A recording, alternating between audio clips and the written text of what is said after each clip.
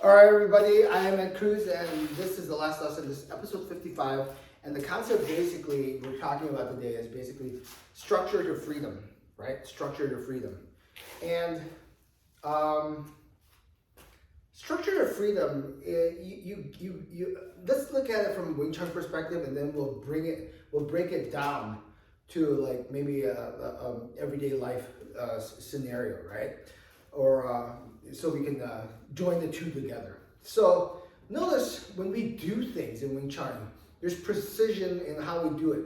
A set way of how we're doing, standing, holding position, the timing, all that really matters.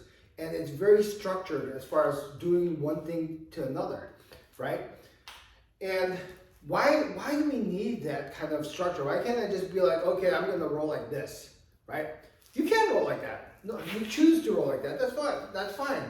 But just like in everything that you do, just like in everyday life, the structure actually, with the structure and set amount of like focus in an organized manner, and there's different ways to organize things in a manner, will eventually lead to a freedom. Imagine right now, in societal ways, right?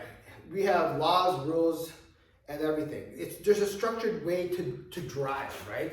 The green light, go, stop, turn on left. There's a structure behind that.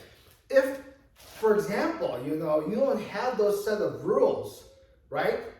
Then it makes driving a lot more difficult. So, for example, if you drive in the States, it's relatively easy for the most part. Driving, there's organized. There's lights and rules and signs to tell you when to go and stop. But picture for say, if you've never been to the Philippines or maybe India or maybe Vietnam or whatever, they do have rules, but the rules are more lax. It's not that I'm saying you can't drive in it.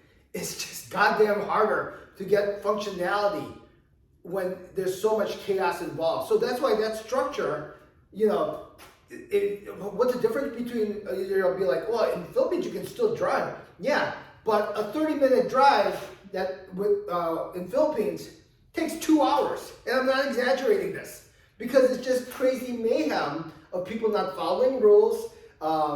Signs and lights are optional upon your discretion and subjective, as opposed to, okay, go when you're supposed to go, stop when you're supposed to stop, follow these rules. Yeah, I get it. We still have traffic here in the States, especially in Chicago, LA, and other places too. But if there's a 2-hour traffic delay on, 9094 in Chicago or Lakeshore Drive, Philippines unstructured version, that's 6 hours. That's the difference. Okay? If you've never seen how driving in Philippines is or India is, go on YouTube, type it in. I've only experienced it once when I went back, and yeah, I can't drive in Philippines. I'd be too nervous or whatever to drive. It's just total crazy mayhem, and there's just a certain rhyme or rhythm to doing that. But basically, by having that kind of structure, right, having a set amount for yourself, but overall in everything that you do, that actually leads you to more freedom, right? That actually leads you to more freedom. So when you chi-saw, yeah, everything looks perfectly and set in place. But eventually, a move is a move. And from something that involves structure, then you can just simply flow and get to the target. That's your overall goal. So, in essence, how we train leads to the end result. The end result is not to have memorized motions and moves and say, I got to do A in this situation or B in this situation. No, then you're misunderstanding the lessons that are being given to you.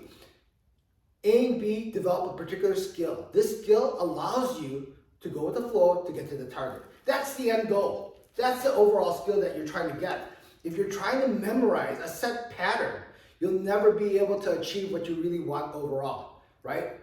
So hopefully that makes sense. Hopefully you get some understanding behind that structure to freedom, right? It looks like, like I said, you can do it with the other way. It's just, you see the results is just not the same, all right?